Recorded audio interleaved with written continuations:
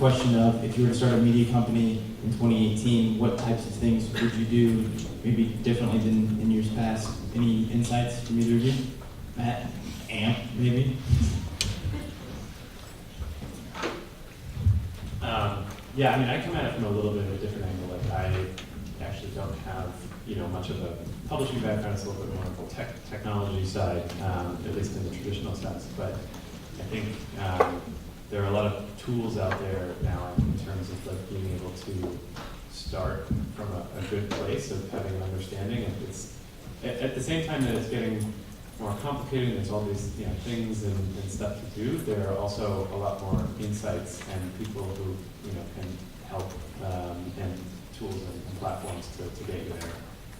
Maybe a little bit of a wishy-washy answer, but I probably am not going to be starting a media company because I'm not a great writer. So, Can I ask a question to these guys?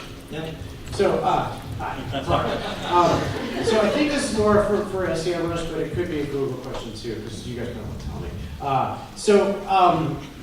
To me, the core of SEO hasn't really changed that much in like the last 10 years. I mean, Google got a lot better at kind of cleaning out the garbage and the tactics that worked, in the early days.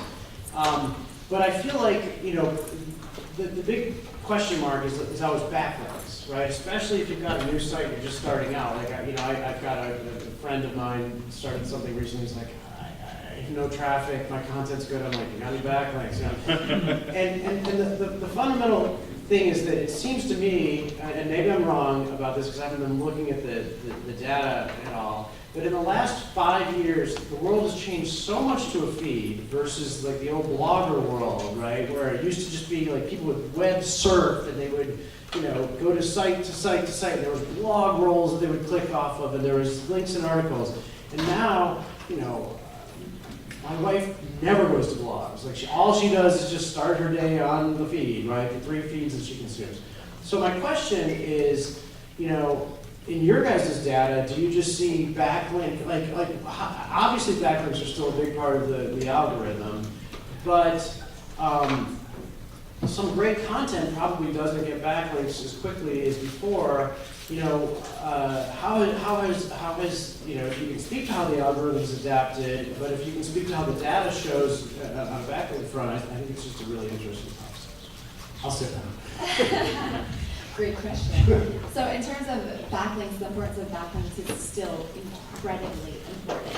And going in and looking at the data of where backlinks are coming from, one thing that I can recommend to do is if your content isn't generating a lot of backlinks and you're trying to figure out, okay, I'm still ranking for this and that, but how can I improve my rankings even if it's 1 or 2 positions? Backlinks really is the answer. Look at your competition and look at what backlinks they're getting to their content. Think of backlinks as, and for the publishing mindset, this is going to be a lot easier. Think of backlink providers as influencers. So this isn't going to Fiverr. This is literally looking at where your competitors are getting good quality score backlinks directly to their content, not to specific product pages, but directly to their content, and reach out to them and be like, hey, I saw you give Bob B a backlink for this piece of content. That sucked. We produced that in 50 different other ways. Let's work together. And look at it as more of actually relationship building. This is like old-fashioned knocking on doors, but instead we're not going through Gmails, we're not doing the same exact email that we're all getting in our inboxes about, hey, I have this awesome piece of content, give me a link for it. No, this is going back to one-on-one relationship building in terms of backlinks. Arsen, any thoughts? Yeah, I can talk about this for like days, but yeah, you're right. So back in the day, you build a site, 300 words on a page, hit it with some blog roll links, and you're ranking, right? Exact match anchors. Now it's a little bit different. We had the introduction of Penguin, which like screwed everybody. A lot of people got penalized. A lot of businesses went under because of it. Now Google is not that fast at giving out penalties for links, but they are much better at basically turning off the value that's being passed through that link. So if it's a shitty website that's linking to you, you don't have to stress about it too much. It's not going to like affect you. It's just not going to pass any value to you, right? To what Ashley is saying, yeah, backlinks are still super important.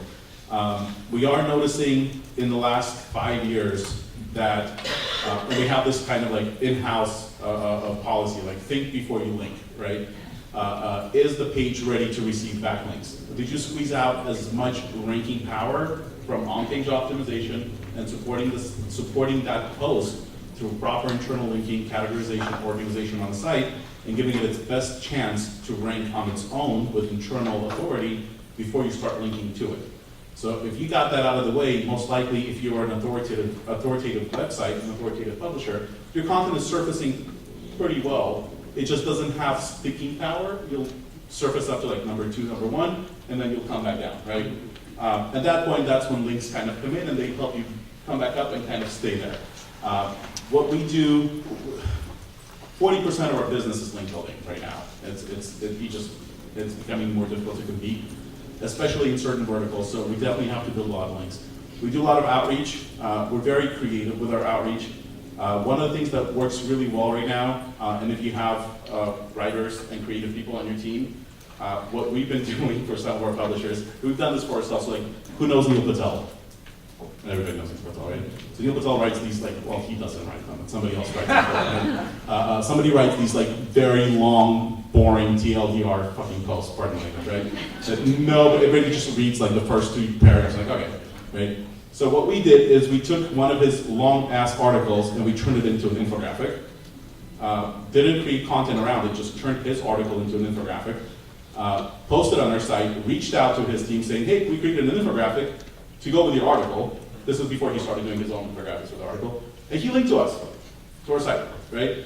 So we're like, well, this is pretty easy, right? We can create an infographic pretty fast, and all the sources are already provided from us because he wrote the content, right? So we started replicating it for other sites, right? For other clients.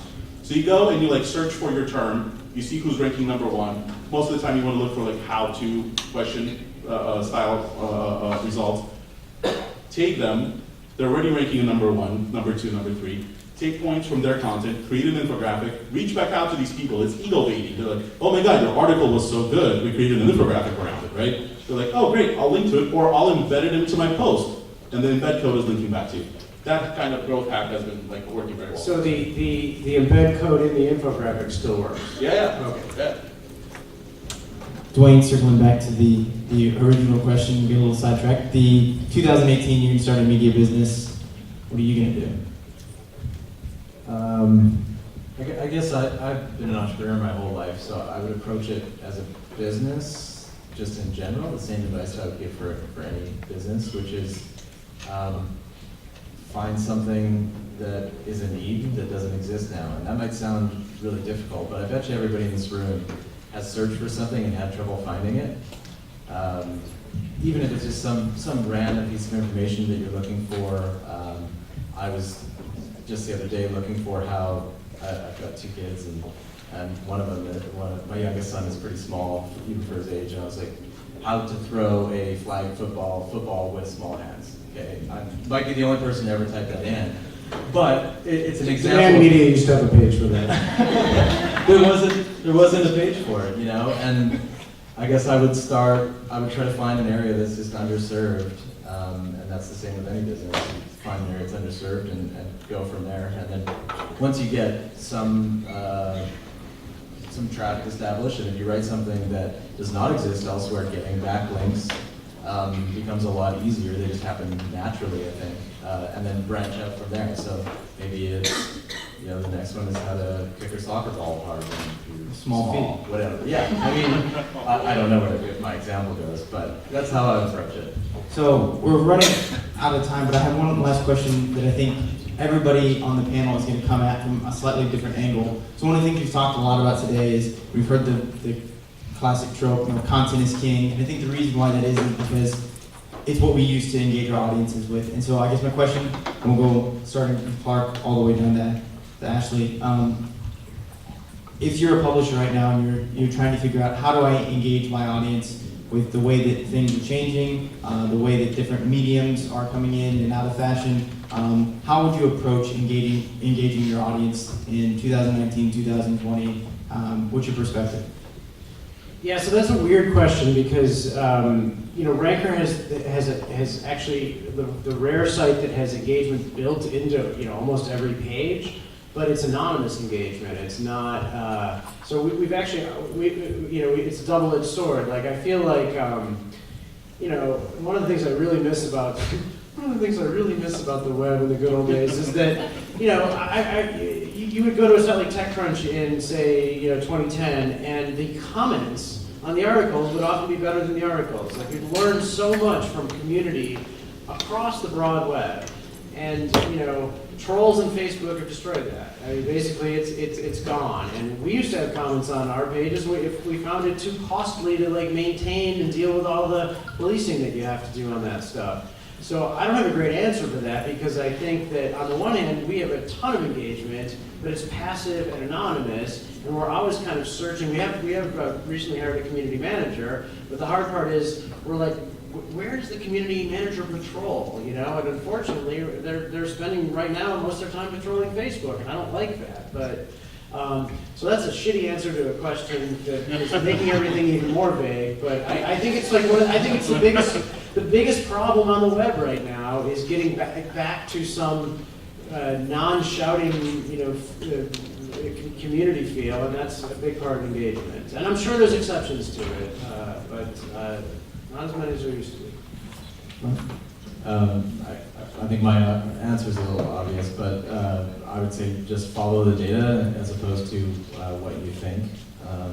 That's the biggest mistake that we see happen over and over is we'll hear from the publisher, well, I removed this because I didn't like it, or I got an email from somebody that didn't like it, or I got an email from 3 people that didn't like it, whatever it is, where looking at the metrics of, you know, how many people engaged with this page, how much time did they spend actually reading the content, those are improving, but 3 people didn't like what you were doing. I think it's really important to keep perspective in things and ultimately go back to satisfaction, especially when you're talking about search.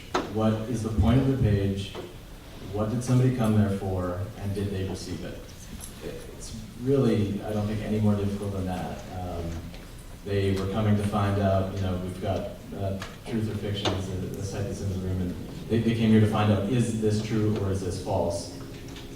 Don't hide the answer, right? Like, don't make them go, like, even though they may be, you know, we're talking about scroll percentage, they might have only scrolled 25% of the page, but that's where the answer of this is true was, and they didn't care for the details, they still got their answer. So I think it's just about thinking, what's the point of the page? Did the users get that? And that'll keep people coming back. Yeah, I think to answer this question, I would kind of double down on my point earlier about thinking about your offering as a product in a way, and what is your brand that you're putting out there, both from, you know, a content perspective. So it could be something around the unique lens that you view things, or you're answering questions that are not answered elsewhere, but also would encourage you to think about it from a user experience perspective, like I mentioned, where, you know, even if you have the actual content answer there, like, what is it actually like to experience getting there? You know, you could go to bad analogies, you can go to a library and, you know, get the same answer from 2 different libraries with the same book, but if one has no air conditioning and is, you know, not great, you probably wouldn't want to keep going back to that one for other answers. You go to the one that's good. So I encourage you to think about that in terms of what is the unique brand. I think the other, like, addendum to that I would mention is, I don't know how many folks in here have a subscription type offering, but I think the other half of my role is actually on Google's News Lab, and I think we're seeing a lot more folks experimenting with subscriptions. And the reason and the kind of motivating drivers behind why someone would consider subscriptions, or I had a conversation with somebody in the hallway about donation-based content. You know, why as a reader would I want to give, you know, money to somebody outside of obviously viewing ads on the page? And it's that unique relationship or the thing that you believe and identify with the content producer. So I think, again, you can kind of all put it under that umbrella, thinking of that as a product. And actually, that is actually how I would answer the previous question too, I realized, so, about starting a media company. So. Arson. Yeah, so like we live in the SERP world, right? So like where things are before people come to your site as SEO. So a lot of stuff that we're doing right now is we're trying to program our customers and our clients to stop thinking in terms of keywords and start thinking in terms of topics. And when you start thinking about topics and covering those topics, and you'll hear me repeat topics a lot, topics and covering those topics in their entirety positions you to succeed across multiple in multiple places. So optimizing for featured snippets right now is super important. Answering questions is super important. Understanding your target audiences, understanding the decision-making process, and where along their decision-making process, what kind of questions are going to be asked as they relate to your topic, right, that you're covering. And answering those questions using SEMrush and Answer the Public to identify what people are asking around a specific topic and making that a part of your content. Doing that will not only take you from the implicit aspect of information retrieval from a page, but it will take you into the explicit aspect, because you need to get schema going, you need to get a whole bunch of other things going for Google to say, yeah, this guy, this website is the most relevant place for the question that's being asked, right? Doing that will also, optimizing feature snippets is also going to prep you for the future for the voice search environment, right? Where we're getting away from a monitor, where there's no more 10 results on the page. There's only one result, and that's the result that's being spoken to you. And to optimize there, there's 3 places you need to be. You need to be, if you're optimizing for an entity like a persona, you need to be Wikipedia, because that's where Google pulls that entity from.